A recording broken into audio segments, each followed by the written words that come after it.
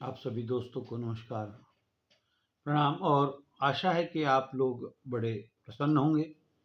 आपके सभी शुभ कर्म जो भी आपने संकल्पित किए थे, जिनका आपने मन में ठाना था, वह सब पूर्णता की ओर होंगे।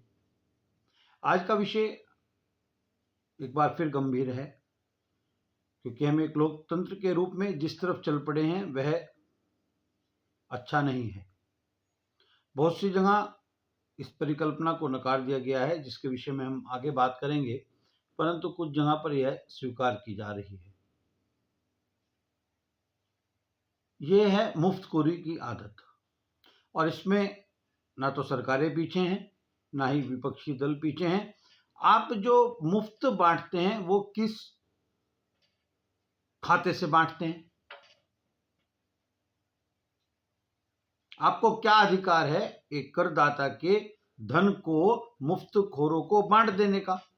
वो करदाता जिसके घर में बस एक या दो ही बच्चे हैं, कम से कम नौकरी पेशा लोगों की तो यही स्थिति है, जिसका आप 30% आय का हिस्सा कर के रूप में काट लिया करते हैं। काहे के लिए? कि वो अपने बच्चे ना पालकर ऐसे हरामखोरों के बच्चों को पलवाने में मदद करे, जो बस एक ही काम में लगे हैं कि बच्चे छापने।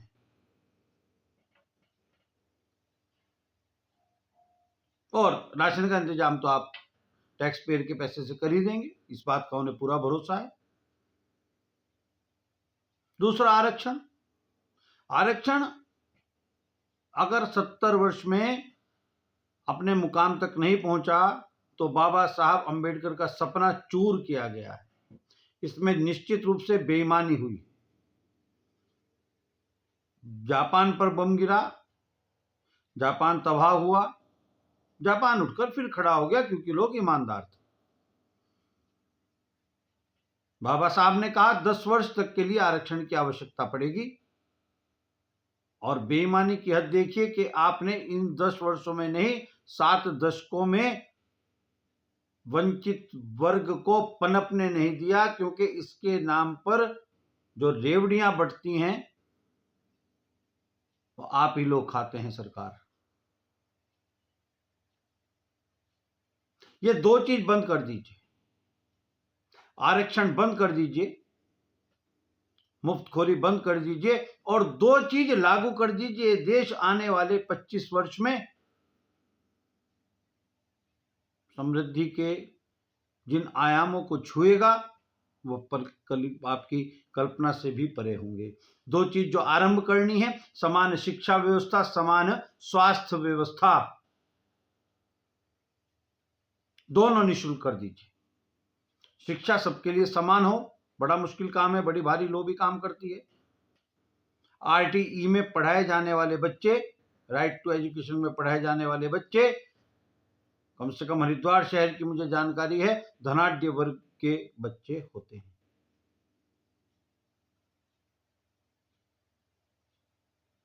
कहाँ का राइट टू एजुकेशन है? मजाक। उस वर्ग को तो कभी लाभ मिला ही नहीं। आप समान शिक्षा व्यवस्था कर दीजिए। आप चिकित्सा क्यों सबके लिए समान नहीं कर सकते? और निःशुल्क कर दीजिए, बहुत कम खर्च आएगा। इसके लिए आपको प्राइवेटाइजेशन को इन दोनों सेक्टरों से हटाना पड़ेगा। शिक्षा की व्यवस्था, चाहे वह मेडिकल हो, चाहे वह तकनीकी शिक्षा हो, चाहे वह विधि संबंधी शिक्षाएं हो, ये पूर्णतः निःशुल्क कीजिए। चिकित्सा सबकी समान कीजिए, और जोर दीजिए भारत की नहीं, विश्व की प्राचीनतम पद्धति आयुर्वेद पर। लोगों का आयुष्य बढ़ाइए, उनकी इम्यूनिटी बढ़ाइए। क्यों भागते हैं डेंगू होने पर? क्यों भागते हैं तथाकथित कोरोना होने पर गिलोय की ओर, तुलसी की ओर, अदरक की ओर? क्यों भागते हैं साहब?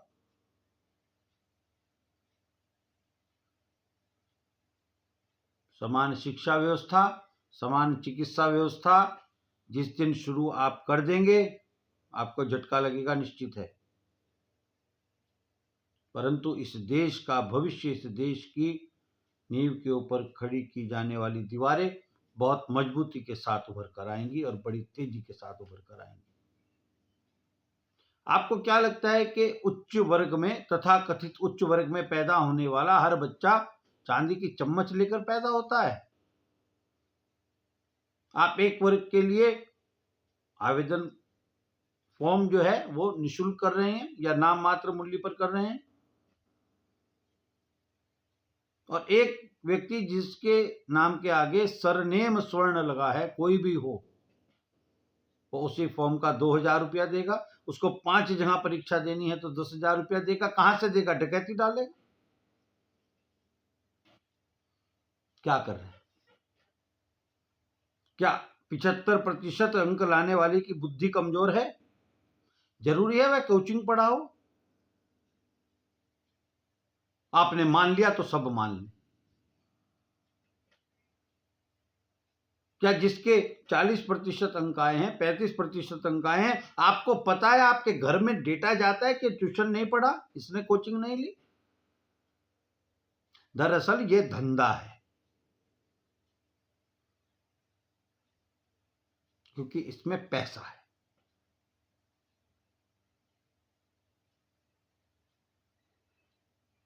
अभी अरब के किसी देश के सुल्तान का इंटरव्यू सुनने में आया, जिन्होंने कहा कि मेरे दादाजी ऊंट पर चलते थे या परदादाजी, और मेरे पड़पोते भी ऊंट पर चलेंगे। समय किसी का नहीं रहता, याद रखिए। सपा का नहीं रहा, बसपा का नहीं रहा, कांग्रेस का नहीं रहा, भाजपा का नहीं रहा, समय किसी का नहीं होता। आपको जो करना है कीजिए। एक समाज के रूप में हमें पनपने दीजिए। आज के बच्चे जो बड़े हो रहे हैं, आज के बच्चे जो शिक्षा पा रहे हैं, आज के बच्चे जो सीख रहे हैं, वही कल का हिंदुस्तान है, वही कल का भारत है। जनसंख्या वृद्धि पर तुरंत रोक लगाइए। कमाल की बात है साहब, एक घर में 1 क्विंटल गेहूं जा रहा है और एक घर 10 किलो गेहूं खरीदने की स्थिति में नहीं है। कर क्या रहे हैं आप लोग? किसकी शर्त पर, किसकी कीमत पर?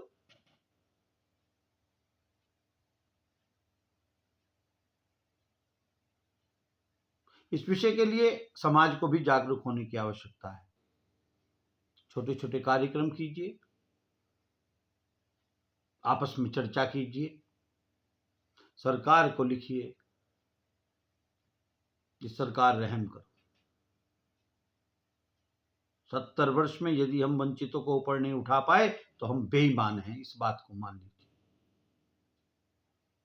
70 वर्ष में अगर अन्न हमें मुफ्त देना पड़ रहा है तो हम मान लें कि हमने हरामखोरों की फौज तैयार की है, उन्हीं की शर्तों पर।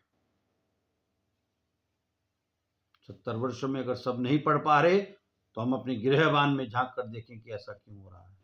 70 वर्ष में एक काबिल व्यक्ति, डॉक्टर, इंजीनियर, सीए आदि इत्यादि नहीं बन पा रहा है तो झांक कर देखें कि ऐसा क्यों हुआ है।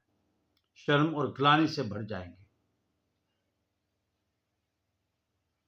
अच्छा लगे तो अपने कमेंट्स दीजिए, लाइक कीजिए, नहीं तो कम से कम इस विचार को तो आगे बढ़ाइए। बस 2 चीज बंद, मुफ्तखोरी बंद, सब्सिडी का सिस्टम खत्म कीजिए, और मुफ्त बांटने का तो सिस्टम बिल्कुल खत्म कर दीजिए। किसके लिए कर रहे हैं? देश को लाभ पहुंचाने के लिए नहीं, वरन देश को हानि पहुंचाने के लिए मुफ्तखोरों की भीड़ बढ़ाई जा रही है।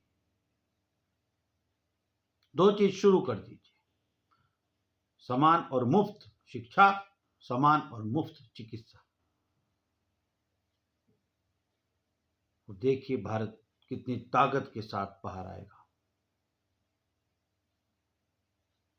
आप सबके सभी शुभ संकल्प पूर्ण हो। जगत जननी मां जगदम्बा महामाया की कृपा आप पर, आपके शुभ चिंतकों पर सदा अनवरत बरसती रहे। आप समाज के लिए उपयोगी सिद्ध हों, आप परिवार के लिए उपयोगी सिद्ध हों, ऐसी मंगलमय शुभकामनाएं। इसी के साथ आज के विषय को विराम। जल्दी फिर मिलेंगे किसी और विषय के साथ, और आशा है कि आप उसकी महत्ता को समझेंगे। तब तक के लिए राम राम, जय हिंद, जय भारत, वंदे मातरम।